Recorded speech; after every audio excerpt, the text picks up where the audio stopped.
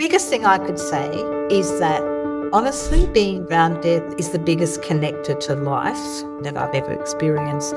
So really, it does catapult you to the centre of life. And why would you not take up that opportunity to have that experience of aliveness? I've been in conversations with people where, because people talk about that when I'm there, someone say, oh, I've organised my funeral, I'm just going to have my ashes thrown off the cliff. And there's someone else at the table who'll burst into tears, who's a daughter or a son, and they'll say, oh, I didn't know you were going to do that. Why are you going to do that? I always imagined there'd be somewhere I would visit you, sit with you. And that the father's gone, oh, all right, well, I don't have to have my ashes thrown off the cliff, whatever you want. He's just trying to do what's easy. So the point of having the discussion, part of it is to give everybody an opportunity of having the best outcome. Don't Be Caught Dead, the show bringing stories of death back to life. Here's your host, Catherine Ashton. Jennifer Briscoe-Hough is the founder and chief executive officer of Tender Funerals Australia. As described on their website, Tender Funerals is a not-for-profit funeral service model offering choice and transparency in delivering personalised, meaningful and affordable funerals. Their vision is for all Australians to have access to affordable, meaningful funerals. Thank you for joining us, Jenny. Oh, it's my pleasure, Catherine. Thank you for inviting me. Now tell me, the original Tender Funerals Illawarra and Sydney was established in 2016 in Port Kembla, New South Wales. And it was established by our community project to provide funeral services for those in need.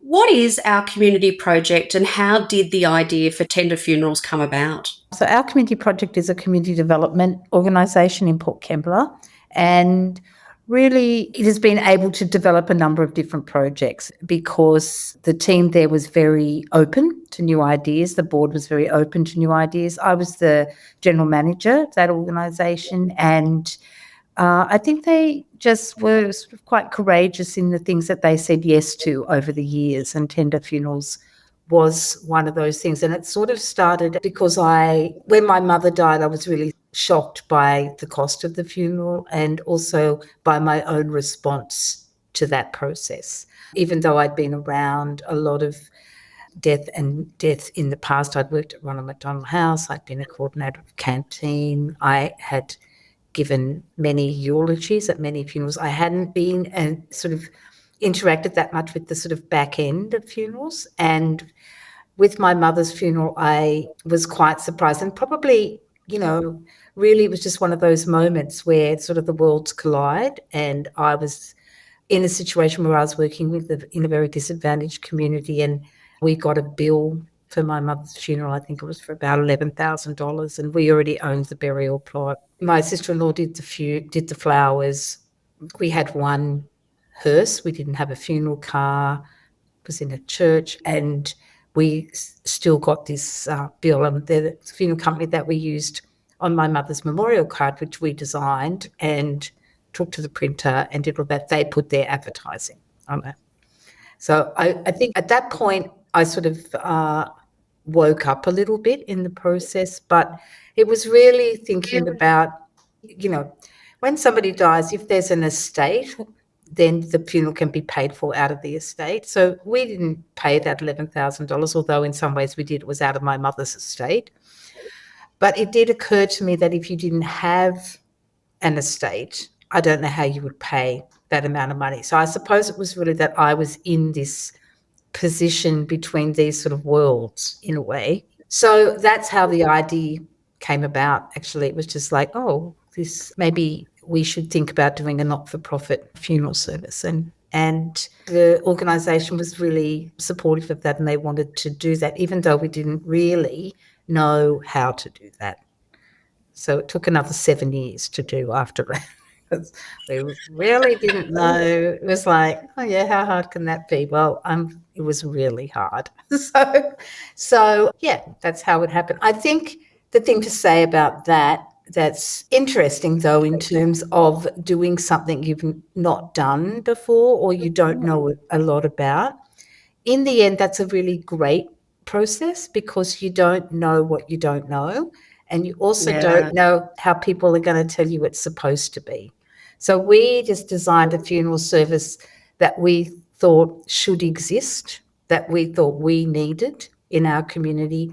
And we didn't really look at any other funerals. We didn't really, we did some training, mainly overseas. We did some training with Jennifer Briscoe-Hough here in Australia, but we didn't do traditional training. And so I don't know, I really can't tell you why we didn't, except it just didn't occur to me to do that. So it was much more like we followed our noses to develop something in collaboration with people probably who were trying to do something for the community rather than with an industry. So I think that's probably the important thing to say about to anybody who's embarking on a new venture, is that it sort of is better in lots of ways to not necessarily go to what's already been done. It's interesting that you say that, because embarking on that little that journey myself at the moment, and it is really interesting when you have fresh eyes looking at an industry or a project, and it's quite insightful, really, what you can discover, because you're not coming from, I suppose, the industry norm or that background. So I can certainly relate to what you're referring to. Yeah, I think the interesting thing about an industry is that it doesn't just arrive, it develops in response to things. And certainly the funeral industry developed along a particular line in response to a societal change, actually. So it's understandable where it went in terms of its development, because it really developed because people needed to store and transport bodies. That's why it developed. So it's not surprising it turned into that sort of logistical focused business, although it is logistical focused in a way. There's lots of logistics in it. But because in the past, families and communities would look after their own people, the church, they would keep the person at home. The undertaker would come and transport the body to the cemetery or the church. And so that's sort of how that all happened. And then some things fell away. So what fell away was the care for people at home. And so, and the word undertaker is a really beautiful word, actually. It means to make a promise, I undertake to do this on your behalf. So it's quite a beautiful thing for people to have done for others. But the industrialisation of that is where we sort of lost something. So I think that's the other benefit of not knowing, because that sort of doesn't make sense the way it happens until you know why it's like that. And then it does make complete sense. So, yeah. Anyway, you didn't ask that question, so. No, that's the beauty of these things, is that we can go wherever we go, Jenny. So don't apologise. Okay. Okay. Now, just something that you mentioned, which I thought was interesting, and obviously really calls out to your experience before you started Tender Funerals, is the fact that you knew that you could actually pay for your mother's funeral out of your estate. And that's something that a lot of people don't know. So it already shows that you obviously had that sort of knowledge and inclination before you even started going down the path of Tender Funerals. Oh, let me just say, I don't know if I did know, but I think most funeral directors give people that advice. And, that advice, it's the one thing that you can access a bank account for when somebody dies.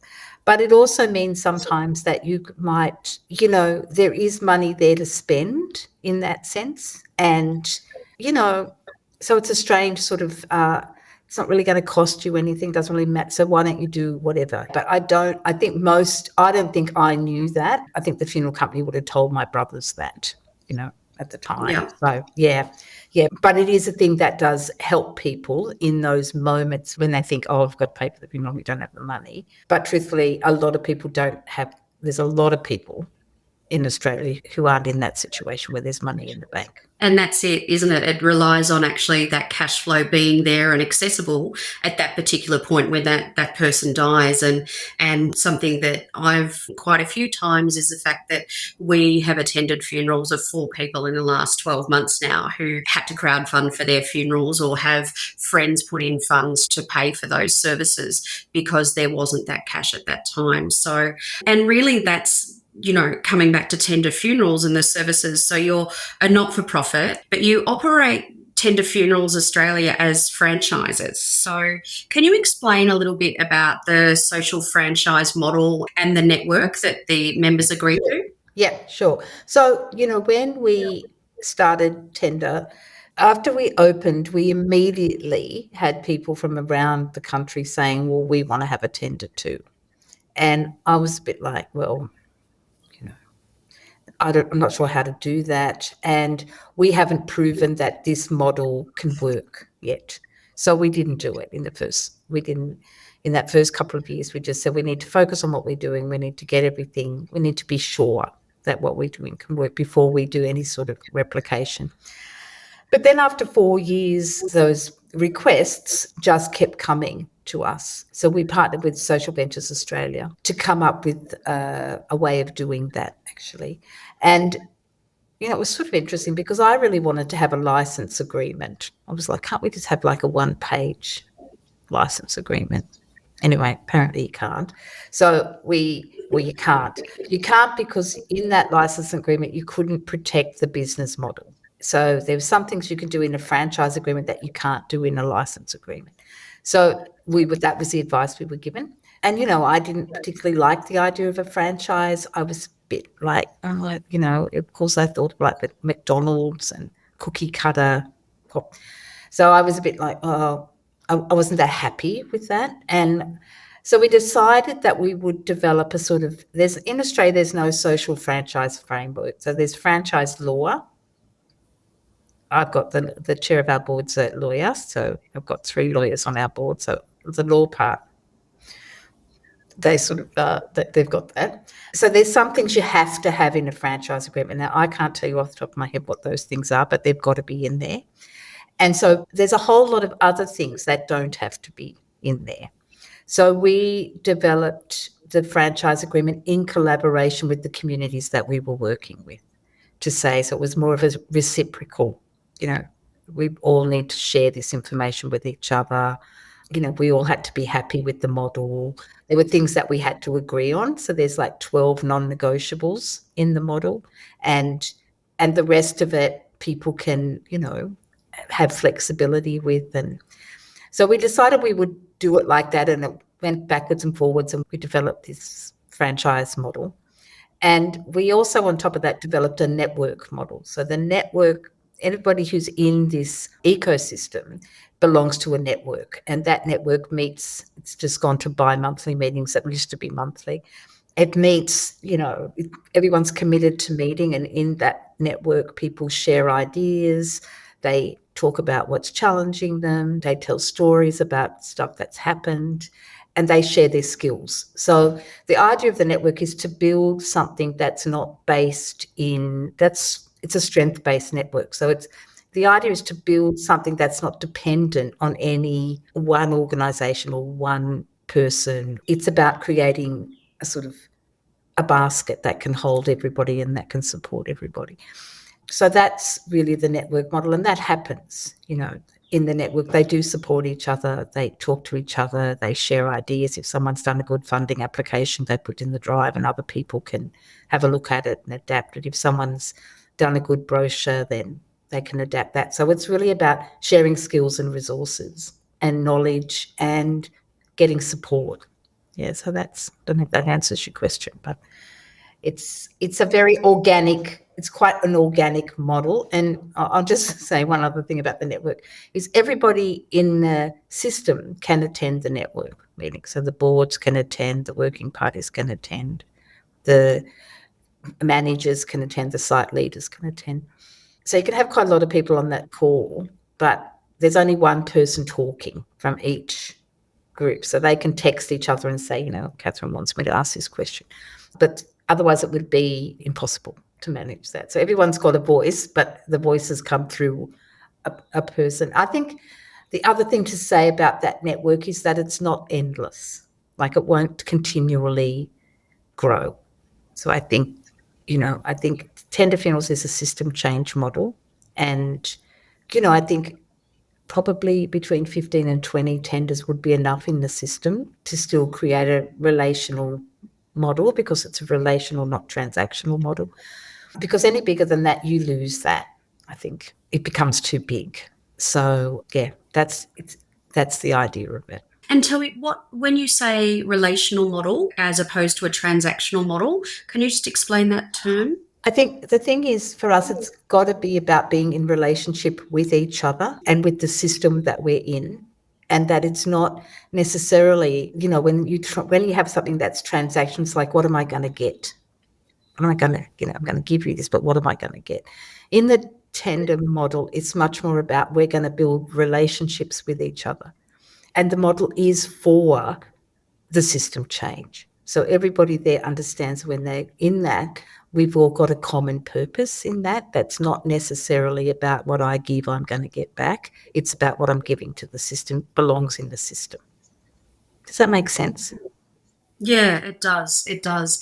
And tell me, in those early stages when you had first set up the first Tender Funerals, what was it in that 4 years that made it unique, that people started coming to you going, we want to do this in our community?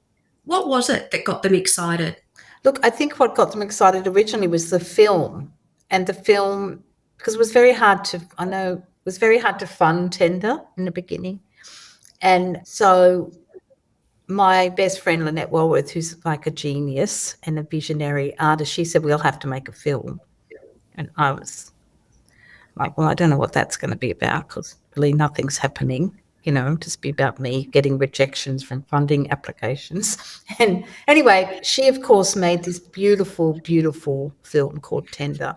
And she said to me, once people see that, Jen, once people see this, everyone's going to want one. And that's what I mean. She's visionary. So, of course, that's what happened, because what Tender is about is our humanity. And, of course, we all have that. And so when something speaks to your humanity, then you notice that something's missing in the system. So you want that. And I think it's not necessarily explainable beyond that, actually. I mean, there's the affordability of it that people want, but there's the experience of it that people were missing, I think. And when they saw that people didn't know what was possible, but once they saw what was possible, people know what they want. And I can say that now, even in the tender model, that, we, in the transparency of it, everything that happens in tender is explained to people. So, it's like there's a choice. Would you like, this is the process, around the mortuary care, would you like this mortuary care or not mortuary care? What's mortuary care? What does that involve? And there's an explanation about that, what that involves, setting the features, closing the mouth, closing the eyes, not doing that. What does that involve? Or suturing the mouth. And it's not like people don't know what they want. As soon as you say to them, this is the process, they say, oh, you have to do that, or please don't do that. Like, it's not like we're stupid. We know what we want. And when we know the situation. So I think, and that's the whole thing, it's not that complicated, actually. It's actually pretty simple that, originally when we did this, we did an action research project with TAFE down here, TAFE Illawarra. And, we've got all people, the students got groups together and they asked questions. And what came out of that report was very interesting. What they said was that they didn't necessarily have a problem or weren't necessarily dissatisfied with the funeral industry until they knew what was possible. And once they knew what was possible, they knew that they wanted to make their own decisions. So that's what was interesting for me about that.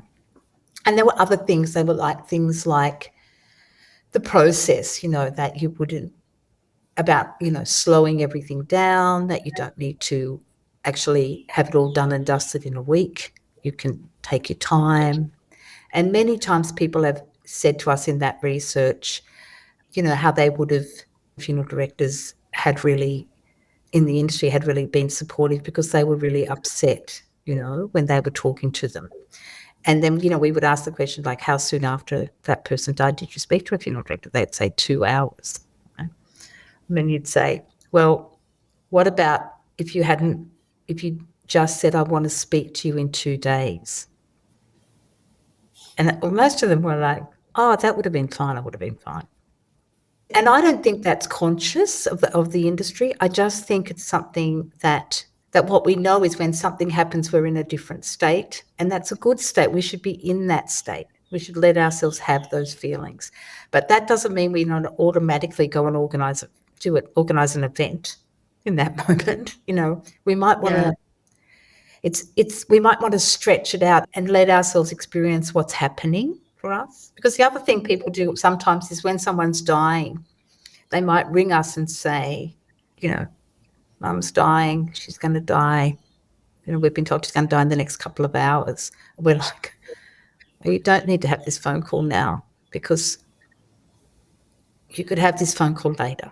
Go and be with your mum, because this is precious time to have. So sometimes people want to jump over that dying to the funeral.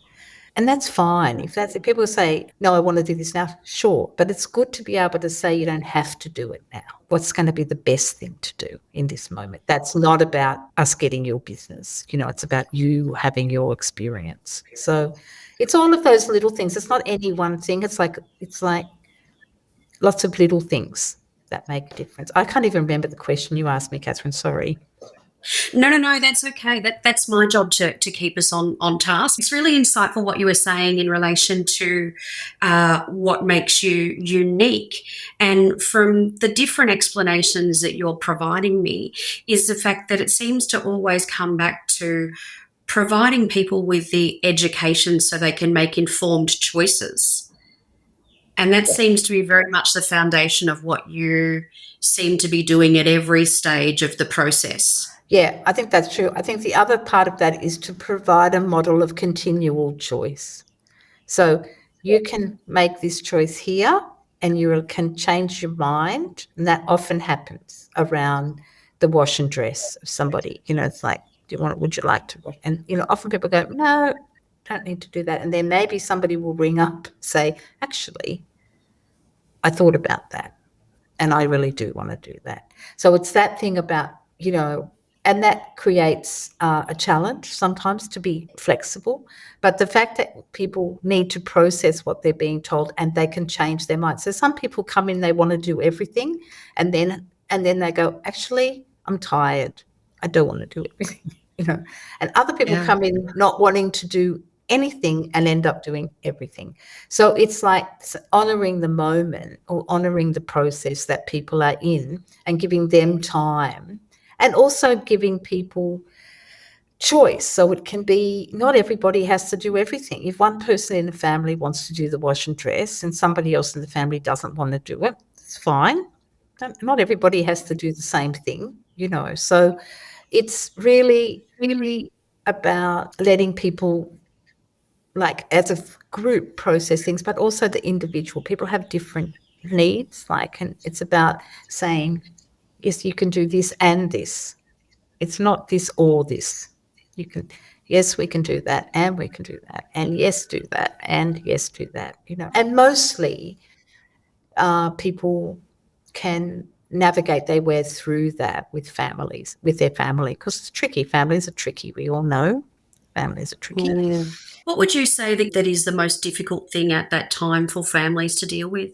I think there are probably sometimes their own family dynamic is difficult for them. And often families can go back to their default positions in those moments of vulnerability.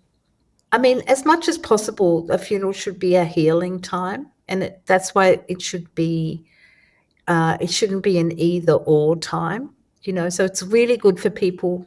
It's also, I suppose, one of the things that can happen is that the person who's the funeral organizer or the executor of the will or the next of kin can make a decision that the other people in the family don't agree with.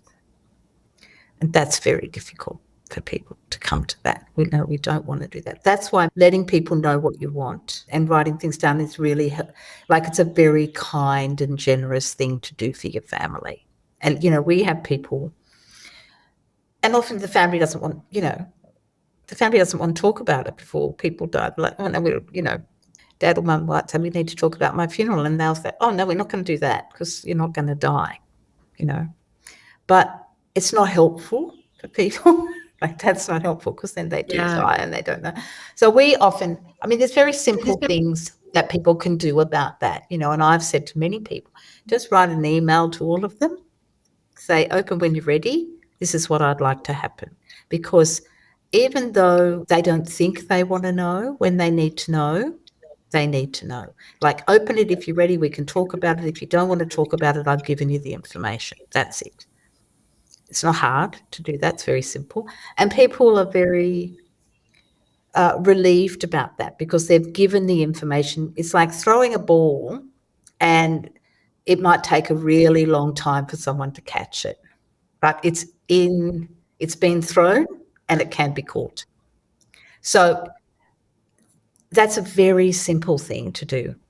Please cremate me, please bury me, please, I think the other thing that's tricky for families is if they don't have the money to pay for the funeral, it can be very, very stressful. So navigating that and working that out. No interest loans are really fantastic now because they will loan to different members of a family for the same funeral. So that's very helpful because often what happens is that one person in the family can go into a lot of debt to pay for the funeral. And of course, at the time of the funeral, everyone's like, yeah, we'll help, we can do it, But after the funeral, sometimes that doesn't happen. And so instead of bringing a family together, it completely splits a family. So that's why with Tender, we have a policy of that the funeral has to be paid for before the funeral. Yeah, okay. Because we don't want to leave any. And so if we don't carry debt, we can't afford to carry debt in our organisation, but it's better for people to be done and dusted with the money. So if everybody can get, if a funeral's $4,000 and there's 4 people in the family, they all get a $1,000 loan from Nils, that's doable.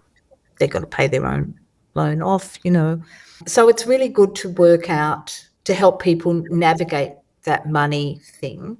And I suppose during the process, but it's also that thing about unlinking how much you pay for a funeral to how much you love somebody. So love has got nothing to do with money, nothing.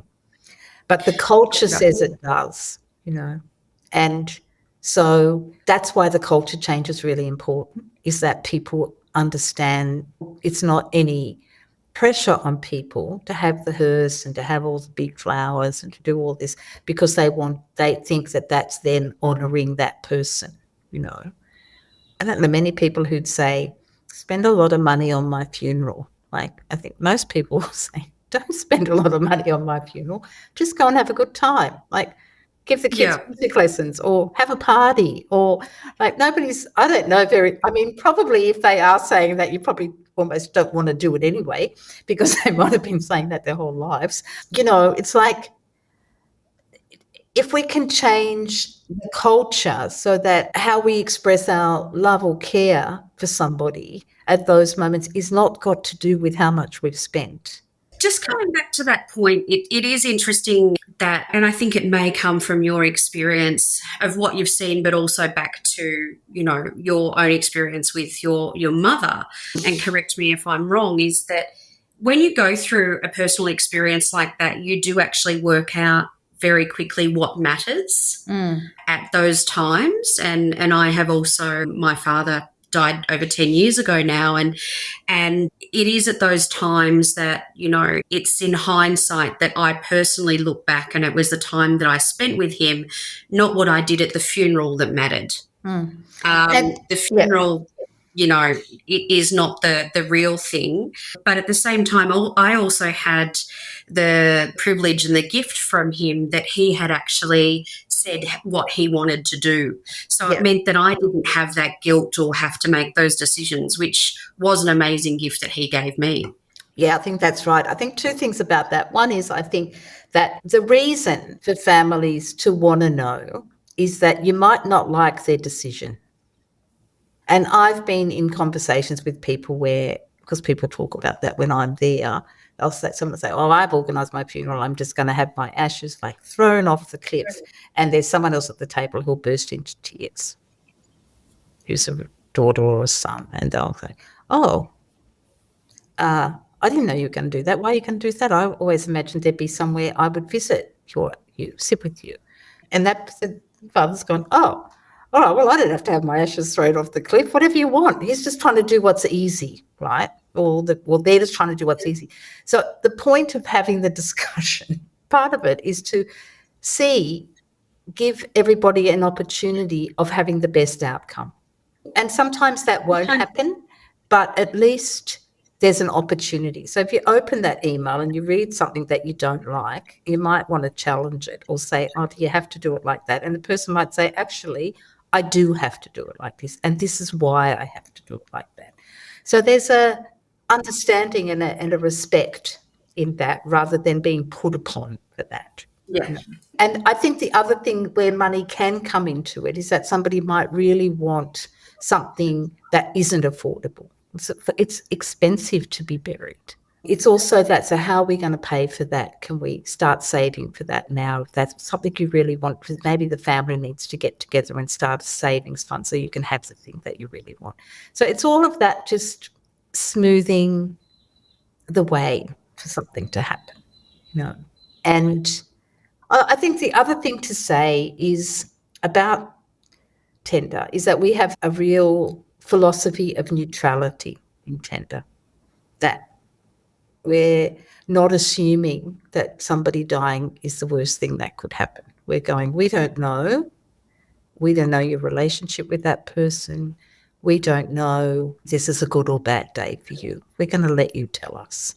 And then we'll respond to what is. So we would not often go, I'm very sorry, unless it's very obvious.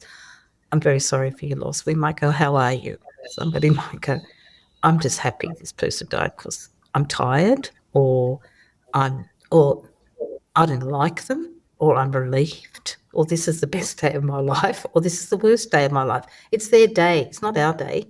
So it's really about leaving the space very clean for everybody else to take up the emotional space of that time, not us. It's not our day. So I think that's also really important, that it's there's not a one size fits all, because there's not a one size fits all.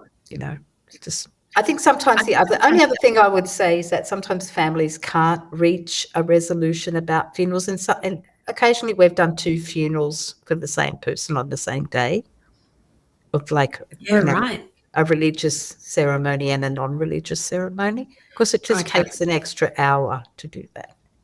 And for some people, that religious survey, especially around children, is really important. And for other people, the non-religious is really important. So sometimes you can't bridge the gap, but the family doesn't have to be in despair about it. They can say, I can see that's important for you, and do that. And, I can see that's important for you, let's do that. So it doesn't have to be, you can only do a funeral once, in a way, like having, you're not going to get another day to do this on. So you may as well make sure you've done it in the way you want to do it. Well, that obviously says something about how the value you place on that, to have your team be comfortable to do that and work with the family to accommodate that. And obviously, with the core feelings that you have, and that you've embedded those within Tender Funerals. So tell me about, how have you managed to do that? Like, is there a code of conduct that you have, or the network, is that where you discuss these sort of values that you represent in the organisation? And especially given the fact that, you've expanded very, very quickly. Like I think you in June 2022, just having a look here, you expanded to the mid-north coast of New South Wales. And then from then, you've expanded rapidly with Brisbane, Canberra opening in August this year, Geelong, Eastern Melbourne, Far North Queensland, Newcastle, Perth, Tasmania, Western Sydney, and I've probably maybe missed one or two. How do you actually have the values that you have and then manage to expand in that very short period of time as well? Look, I think that the values are human values, and I think it is hard for the funeral directors sometimes to navigate what we're asking them to navigate. But I think there is a constant. We have a credo, and the credo is about transparency, kindness. In the credo, it says kindness is our compass, and that's a deep kindness. So it's really like helping or having those discussions about what is challenging for people, what is challenging about neutrality. So what is challenging? Neutrality doesn't mean you don't care, and also it is like letting people. So Tender is really about activating people's communities around them to help them navigate their process. So it's not really about, like, we're there, we're supporting them, but the best funerals we ever have is when we're like, people are like, right back. We don't have uniforms, have tiny little badges, and the family is forward, or their community, not necessarily the family. Sometimes it's the family of choice, So it really is about, because we're not going to be there going forward. So if you can get people to be with their communities between the death of someone and when you dispose of their body, that middle section means they remain connected going forward. So for us, it's really about us dropping whatever our ideas are about what people should or shouldn't do. We've got our own code about, everybody's looked after, people are, when they're brought into the mortuary, they're given basic mortuary care, unless the family specifically says don't do that, or unless that family's already done that. So the best thing for us is if people do that care, the washing and dressing when the person dies, and then before we even get them. That's good for the family. But there's basic things that are non-negotiable for us, and that's what people sign up to when they come in to join Tender. So we're also not saying to people, come and join Tender. We only go to communities who want to have a tender. We never say you should have a tender. So, and all of those tenders will be owned and operated by their own communities, not by us. So they're all companies limited by guarantee. They all belong to their communities. So it really is about just amplifying the values that have attracted people to Tender in the beginning. So we're not trying to sell anybody anything. We're not, I spend the first 3 hours out of any new site wanting to join Tender, honestly trying to say, this is really difficult. It's going to take a long time. You may work for 4 years, and trying really saying this is what it's about. And I haven't actually had anybody go, oh, in a way, part of me is going, don't do it unless you really want to do it, because it's hard. And because it's an expensive thing to do, to set up a tender. And anyway, it's hard work. So I don't want people to come in thinking it's easy to do, because it's also like there isn't that much support out there in the world, philanthropic support, to set up tender. So it's really hard for people to raise their money, And tell me, before you expanded, you allowed yourself that 4 years.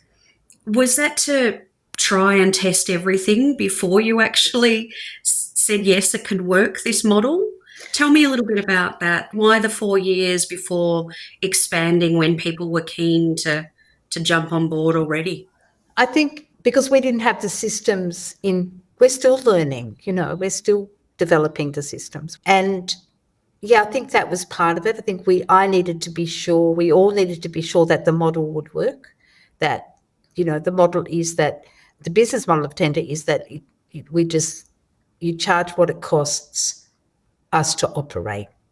So after we paid our funeral directors, paid off our loans, all of those things, that's the cost. That's the operational cost of tender. So not all the tenders have the same price because they not all got the same costs, or, they've got loans they have to pay off to pay for their buildings, etc.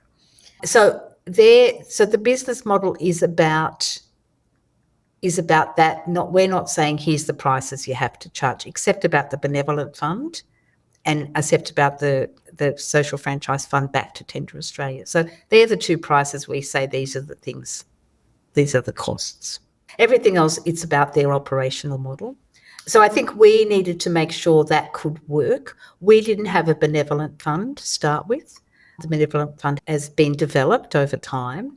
And I was really not overly in favour of the benevolent fund. I was like, well, everyone just should have an affordable funeral.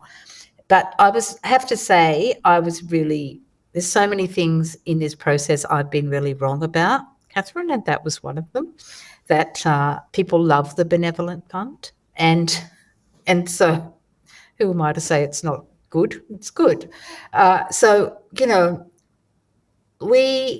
also it was really, took us 7 years to open tender, and I think probably we were tired as well. We wanted to make sure it was going to work. It still needed our love and attention, and to replicate it at that time, I just don't know how we would have done it, and I don't think it would have been the right thing to do it.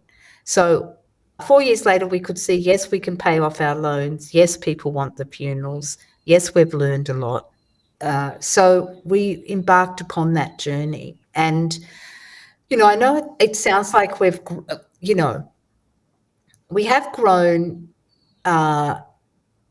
We have said yes to a lot of communities, but that doesn't mean that it's quite hard to do it in Australia. It's a very small philanthropic pond in Australia. So, we have a very successful model, but we're still a startup, I think.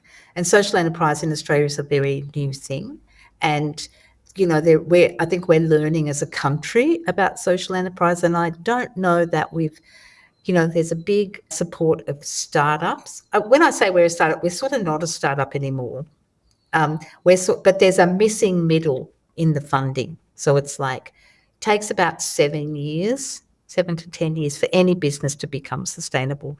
And it's very hard to get funding in Australia past 4 years. So it's like the model needs to be responsive to the need, because tender is a completely sustainable social enterprise after a period of time, which is not usual either. It's unusual that it's much, that's in a positive way. That's not usual. I think you did mention that you had to develop the framework because there wasn't a social enterprise for a franchise. There wasn't a framework in Australia. So, yeah, you've certainly developed, ways and processes that haven't been documented previously.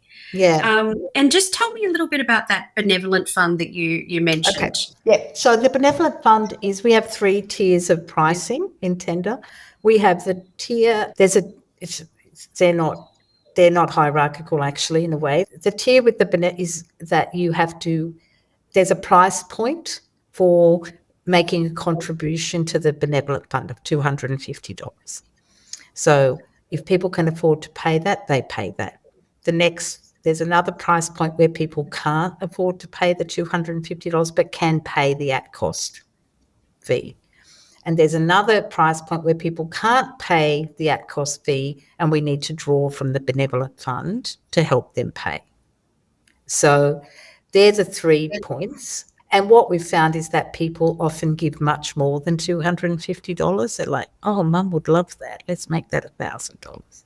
Because the benefit, the thing I didn't know that I know now is that in a time that's difficult, people want to give.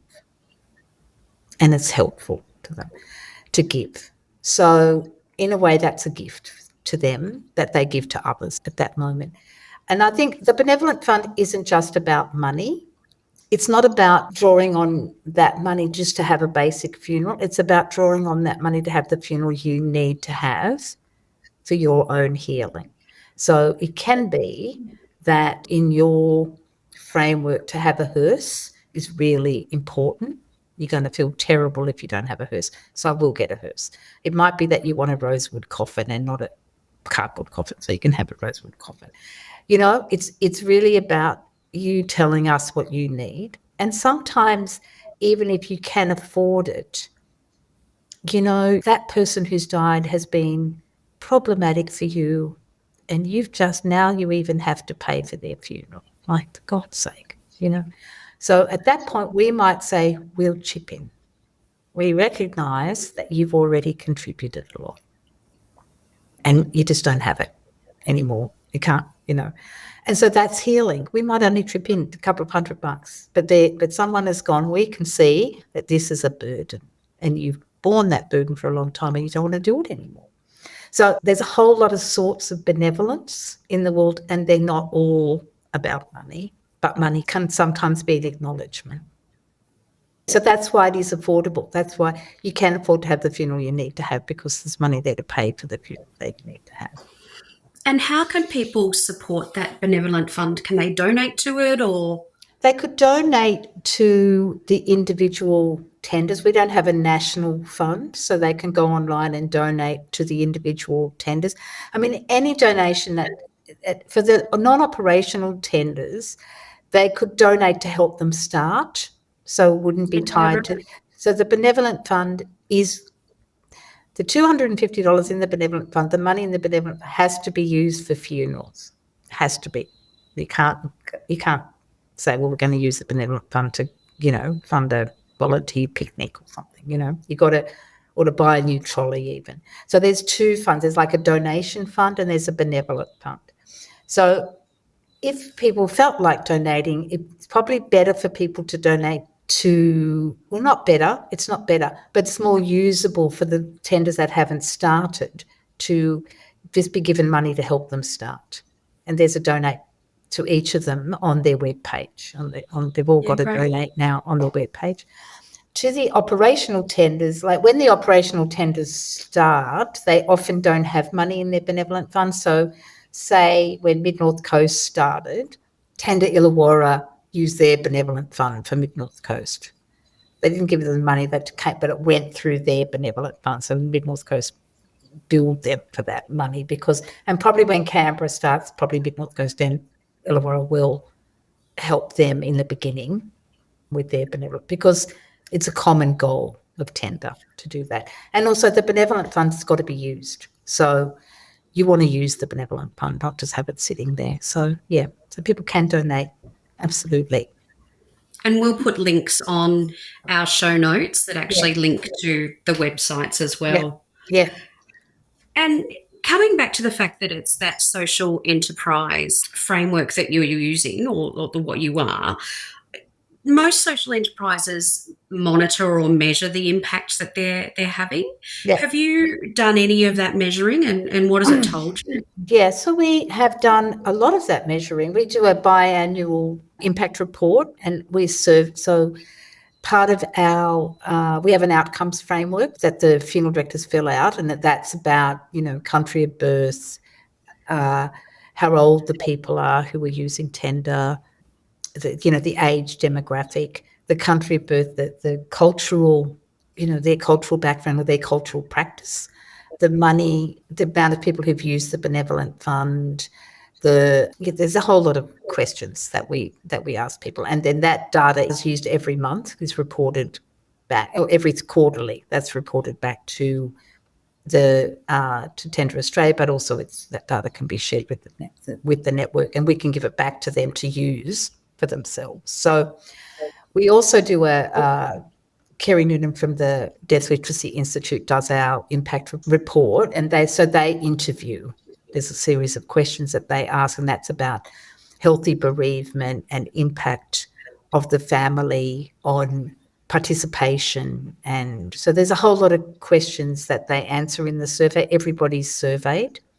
They don't have to, of course, answer that. So we don't survey people who are 6 months out from having a funeral, but we survey everybody beyond that 6 months, and they don't have to answer. But we have quite a good response rate. And then from that, people will say, yes, I'm happy to be interviewed. And then there's an interview process. We also calculate how much money we've saved in the community over the time that we've been operating. So, for instance, in the time that tender's been operating in the Illawarra, it saved the community $8 million. Wow. So, That's phenomenal. Yeah. So, and tell me, have you seen any trends in the people that are using tender? Look, what we can also say is that for people that most like the results, I'll send you the impact report. People can find the impact report on the webpage. But Kerry Noonan has come back to me and said, look, these results don't seem, they're too good. She's like 98% of people say this, and I'm like, only 98%? What about the other 2%? What did they say? What happened? She's like, that's not how you say it, Jen. Get it together. 98% is really good. I'm like, yeah, but I need to know about the 2%.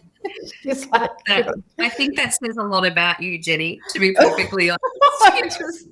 You're concerned about the 2%. I'm concerned about the 2%. I'm like, what happened to them? She's just like shakes her head at me. She's brilliant.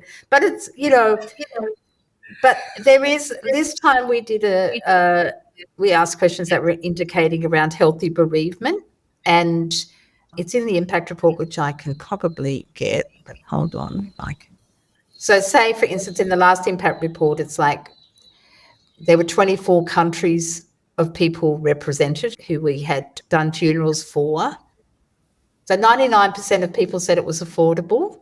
99% felt they had choices, and 96% felt they had made the funeral we'd given them options that made the funeral affordable to them.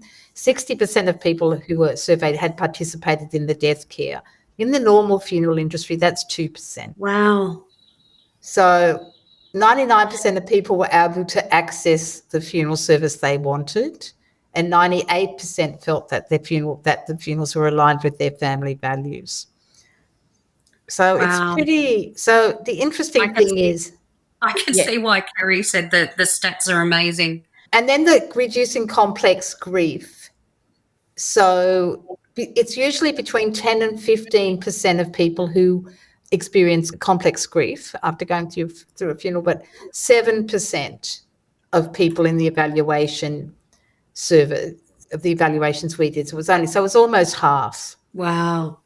And that says a lot about that process.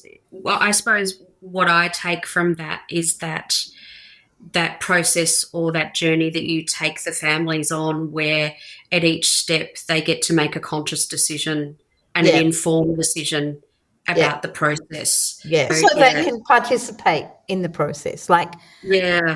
There's something very helpful.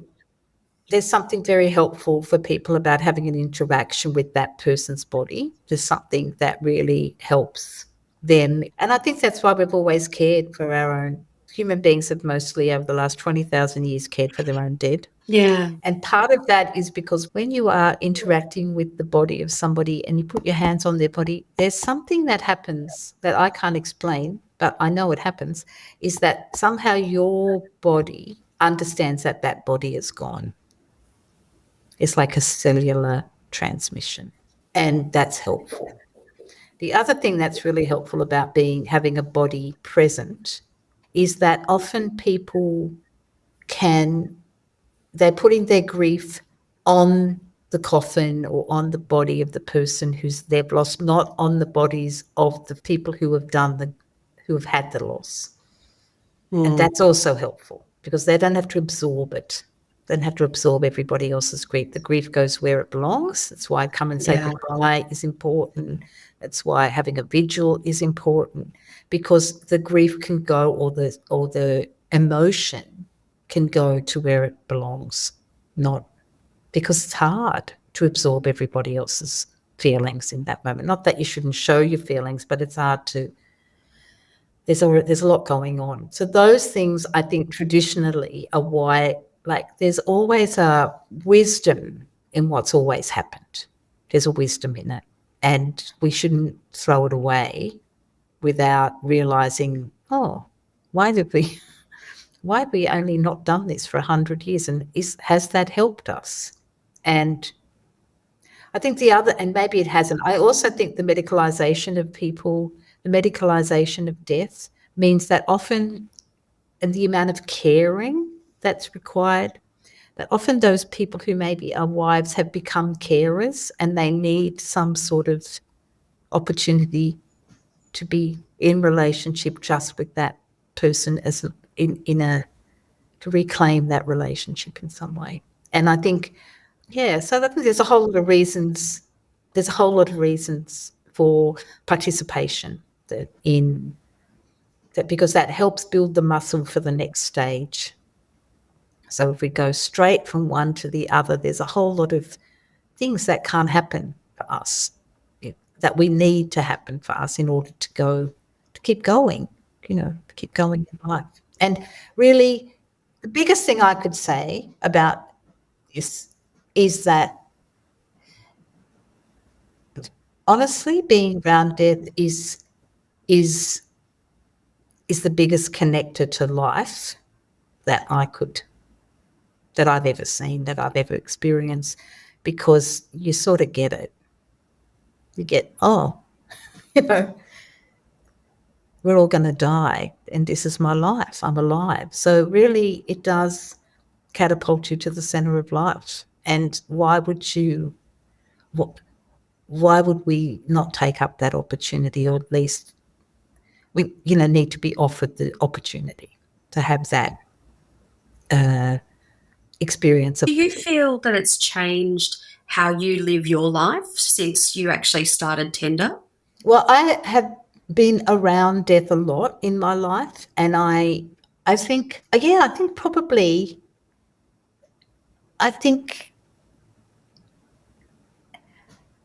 I'm sure it has. I mean, I don't think it's possible that it wouldn't have. I think it's meant that you have to be, I'm aware I need to be not just working but living my life, So even if I want to, so last week, for instance, I was really tired. I was going to Melbourne one day. I bought us tickets to go and see the Sydney Symphony. Me and my partner were like, oh, we're really tired. I'm like, we're going, because I want my life, and we went and we were like, that was so great. It's like, so not just being aware, I think does.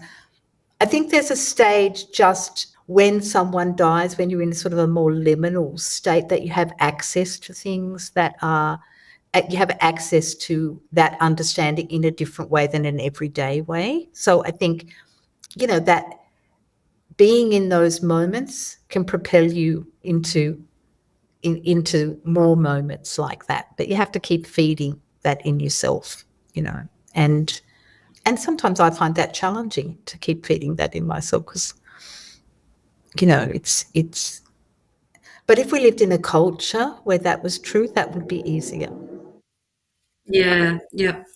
And that's interesting, because I refer to it as perhaps, the white noise is not as loud in everyday life, and the volume is turned down a little bit, and you can actually really, spend time focusing on the things that matter. And the example that you gave, last week is perfect, because, the importance is that you spend time with your partner and family, out of that week, and the focus remains. I think there's a clarity that you perhaps get. Yeah, I think the other thing is that you're more open. So like when I go to something like that, it feeds you in a different way. So nature, it's like with being in nature, it's like it feeds you differently if you're open to being fed by it. And I know that for me, art and culture is like food or like medicine. Nature's like medicine. And I know that because of death. So I think it is about making sure, like the thing,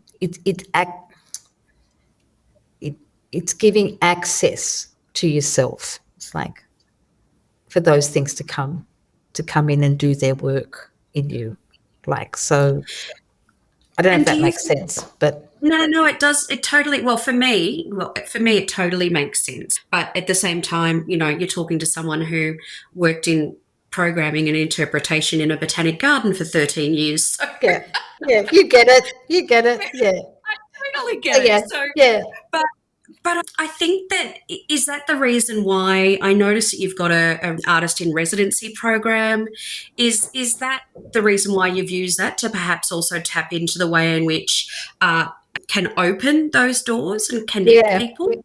I think the artist in resident program, we don't have an artist in residence at the moment because we've got to get funding for that. But we have our aftercare program is an arts. We have a choir and we have a making group, it's like a sewing group, but it's much more complex. So it's like a group that get together. So they're our two aftercare projects, so that people can come and sing, because there's a lot of talking in the world. You can go and get it, have some good. But so this is really about offering an outlet for expression. And yes, that probably is why.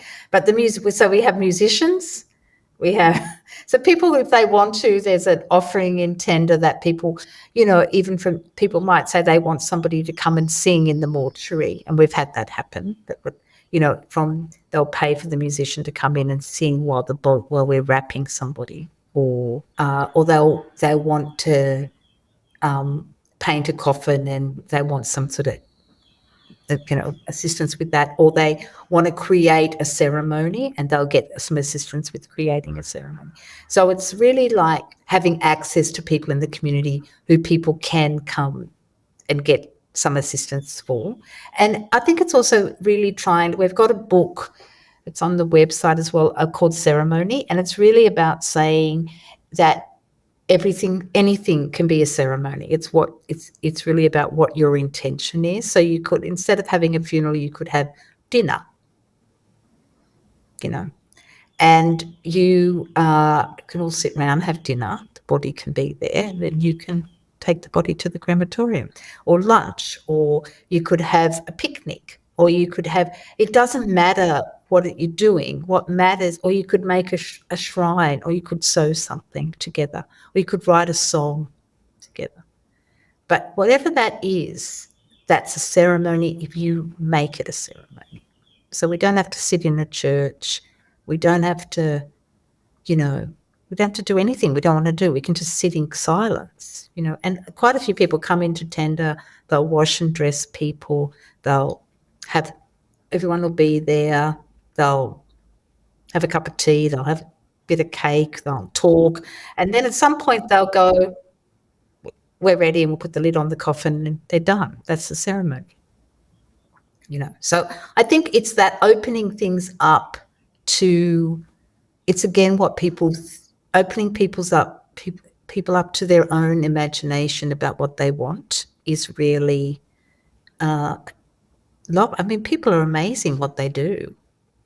And even like not having a funeral celebrant, but having them do their own funeral. I've been to some amazing funerals where people have done their own funerals. I think we also have a memorial picnic, which came from Zenith Virago. A lot of the stuff that we've done, Zenith has done in the past, and still does, and has helped our community and trained our community, because she's incredible. And it's not, and it's the same with Lynette, really. A lot of her visionary imagining and telling a story and getting to the heart of a story has formed who we are. So I think certainly it's not me. It's not just, I've been a part of it, but it's not, it's not, it never is. Nothing, there's no such thing as a founder, really. There's only like everyone doing it together, because, it can't be about one person, because if something happens to that one person, then it's just not possible. It's not possible that happens. But we have a memorial event. We have a memorial picnic. Zenith has been doing that for years. We've done it as part of our practice. But we also, at our memorial event, everyone brings the food of the person that's died, like their favourite food, and they write a little card. It's so great. It's so funny because and then people put it on the table, and it's the most eclectic table. There's like Kentucky Fried Chicken and pikelets and prawns and roast lamb and fairy bread, and it's hilarious. It's hilarious. But you're eating. But people, I would really love. I mean, if I was going to do a national event, it would be a national let's cook the food of you. In fact, we might do that in a couple of years. Let's cook the food of your person event, because everything is. And the reason I've thought of that was that after my mother died, suddenly my mother was not a very good cook, but she could cook spaghetti bolognese. And about after my mother died, suddenly, like, I don't even like spaghetti bolognese, but I cooked spaghetti bolognese maybe a year later, and my friend Lynette rang me and said, I'm cooking spaghetti bolognese. What, that's your mother. And my sister said, I'm cooking spaghetti bolognese. It was like my mother had sort of gone,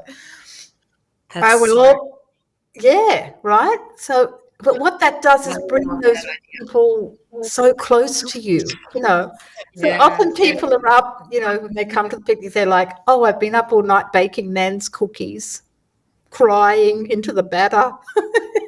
So special. One of my very first podcasts I did was with a friend of mine that I went to school with, and she showed me the item that she received she inherited or got from when her mum died, and that was the icing sugar bowl that she always had done the icing sugar for the birthday cakes, and that is her thing, and she's continued that tradition with her children.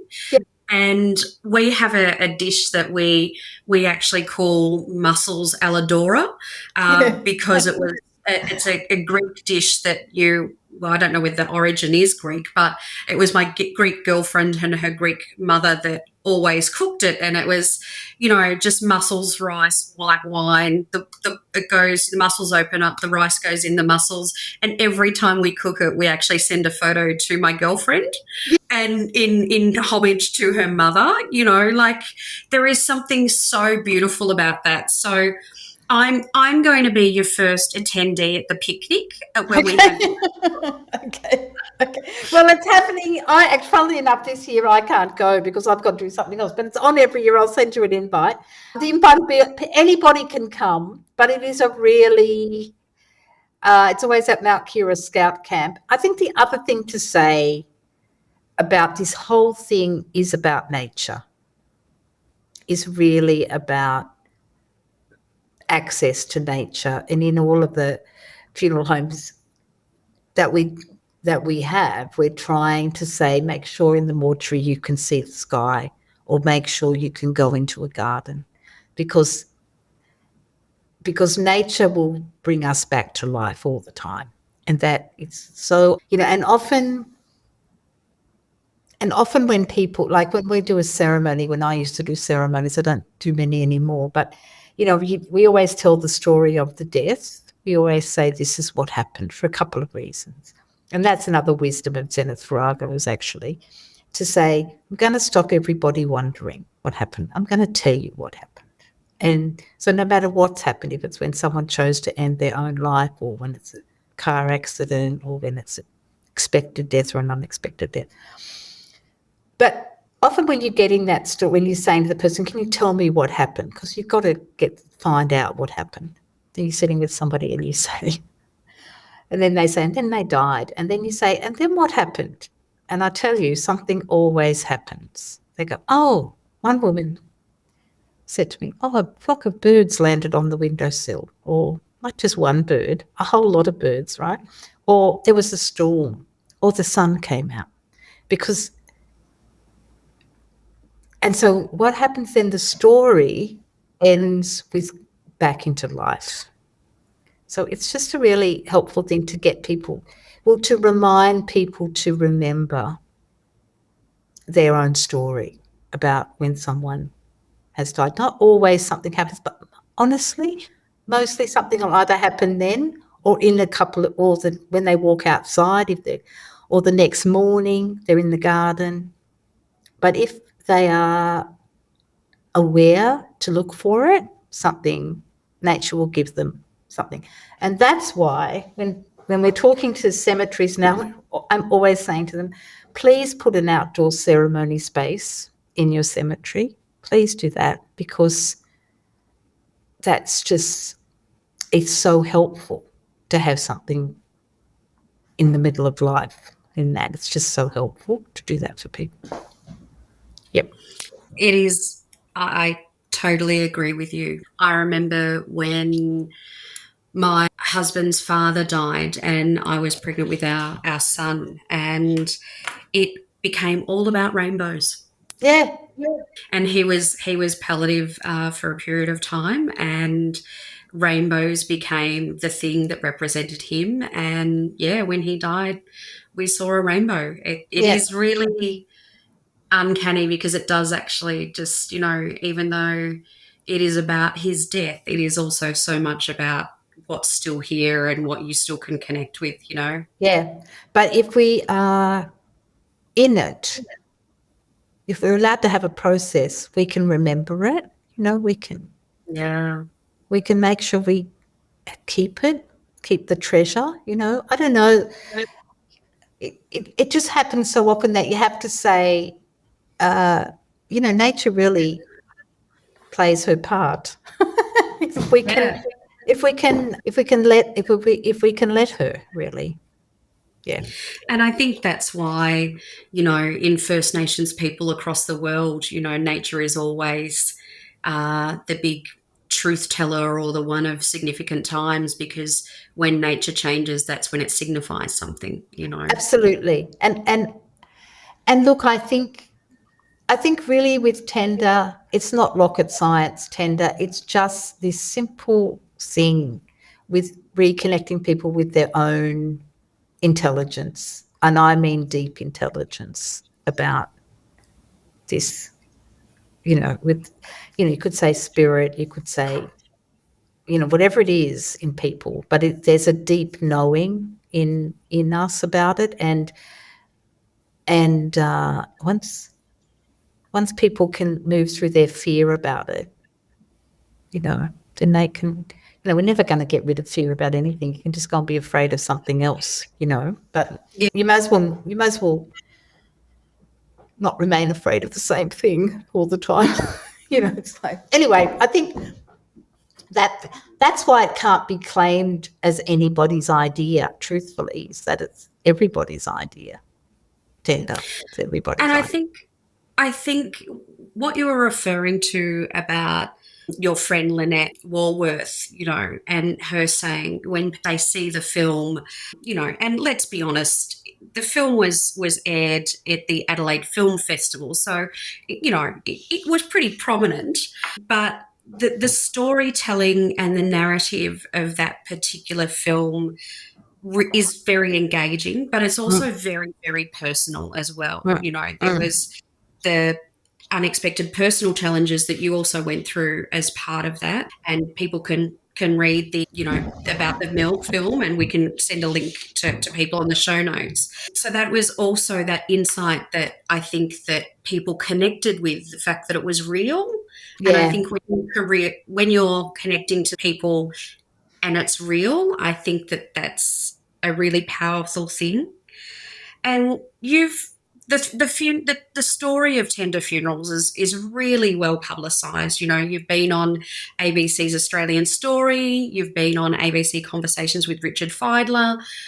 But what do you personally take away after this amount of time? And it may change, but up until this point, what do you think has been your greatest success, Jenny?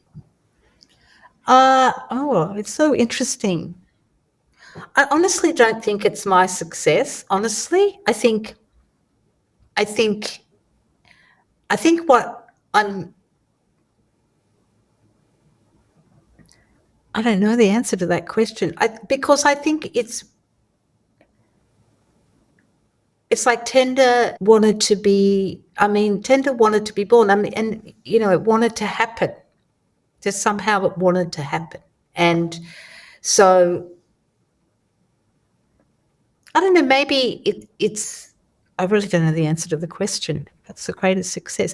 Look, for me, the greatest success it would be a system change for me, that this became ordinary, that death became an ordinary and natural part of our lives. And for me, that's got to do with living in a culture where people are grown up. You know, this is our job.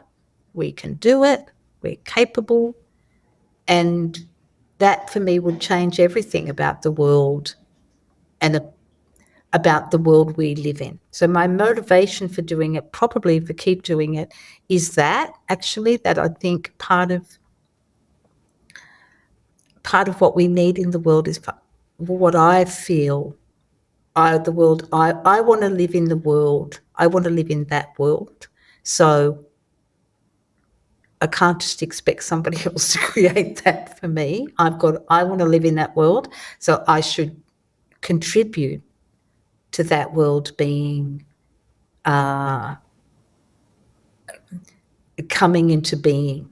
And part of that is about, one of the things is for us to realize that, that life is precious and short. We're going to die, and so let's live our lives, and let's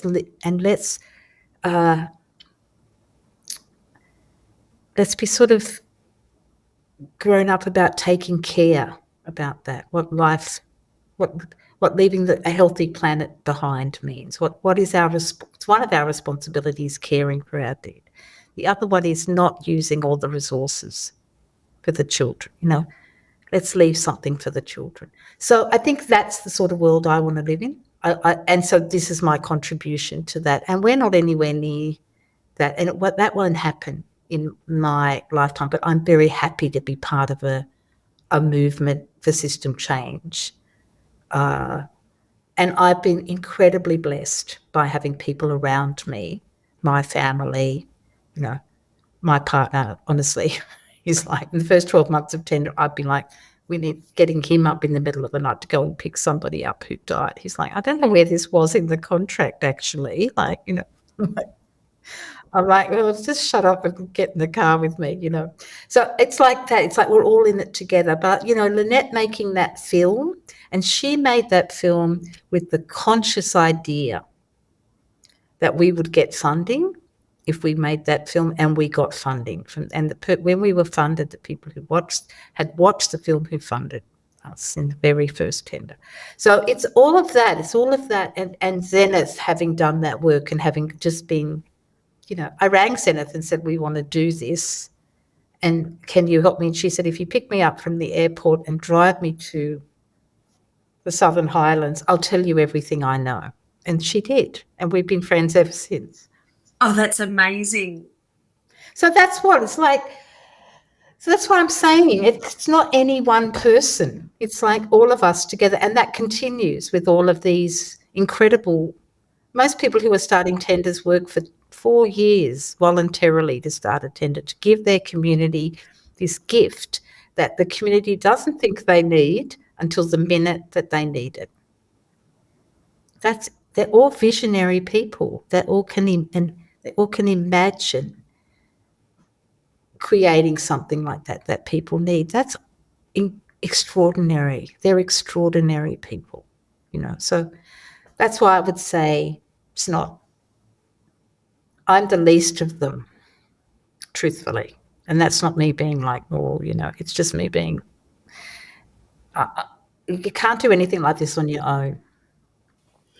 Well, Jenny, I think that you're pretty amazing for providing a framework in which people can, realise their full potential and support what the ideals and values of tender funerals are.